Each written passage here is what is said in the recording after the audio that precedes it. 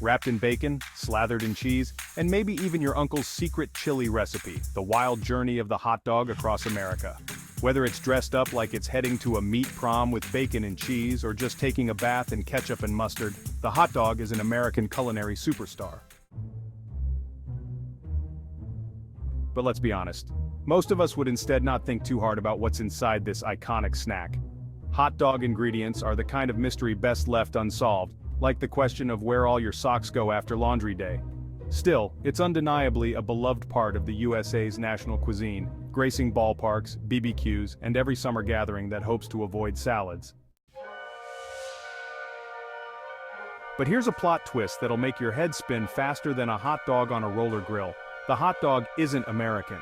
The most patriotic snack in the land has foreign roots older than your grandma's secret pie recipe. So, who exactly invented this gloriously questionable tube of meat? Let's rewind the sausage timeline back to 700 BCE before Netflix, cars, and even sliced bread. Sausage sightings have been traced back to Homer's Odyssey, which means while Odysseus was battling monsters and wooing goddesses, someone was already figuring out how to stuff mystery meat into casings.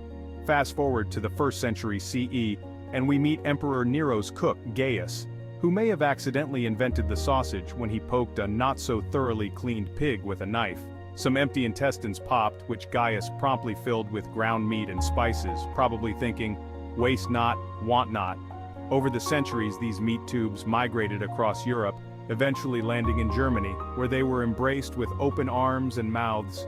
Today, Frankfurt and Vienna still squabble over who gets to claim the sausage crown, but let's not get stuck in the worst kind of debate. Now you might be wondering, how did this European delicacy end up as the official snack of American baseball? Well, gather around the campfire, kids, because it's a tale as tangled as a plate of spaghetti. In the 1800s, German immigrants sailed to the New World, toting their sausages with them. One enterprising German immigrant in New York, sometime in the 1860s, started selling these Dachshund sausages from a food cart. That's right, the hot dog was once named after a long, short-legged dog, making it the ultimate underdog story. Then came Charles Feltman, another German immigrant who in 1870 opened the first official hot dog stand on Coney Island. He sold over 3,600 Frankfurters in a bun that year. Not bad for a guy selling fancy sausages on a beach. But wait, there's more. In 1880, a St. Louis sausage vendor had a small problem. He'd been handing out white gloves so customers wouldn't burn their hands. But when the gloves ran out, he had to think fast. Why not just stick it in a bun, he thought. And thus, the hot dog as we know it was born. Also, let's take a moment to appreciate that the hot dog was invented because someone was too cheap to buy more gloves. By 1893, the hot dog had become the undisputed champion of baseball park snacks. Some say Chris Vonda H.E., owner of the St. Louis Browns, brought the hot dog to the ballpark to complement his beer, while others argue it was Harry Stevens, a concessionaire at the New York Giants Stadium. Either way, we can all agree that beer and hot dogs are a match made in greasy heaven. And then came Nathan. No, not the one from your friend's BBQ, but Nathan Handwerker, a Polish immigrant who worked for Feltman. In 1916, Nathan, in a plot twist worthy of a soap opera, opened his own hot dog stand right across the street from his old boss. He undercut Feltman's prices, selling his dogs for half the cost, and soon Feltman was out of the hot dog game. By the 1920s, Nathan's hot dogs were famous nationwide, a true American success story. As the hot dog journeyed from coast to coast, it became as American as apple pie, but, you know, meatier.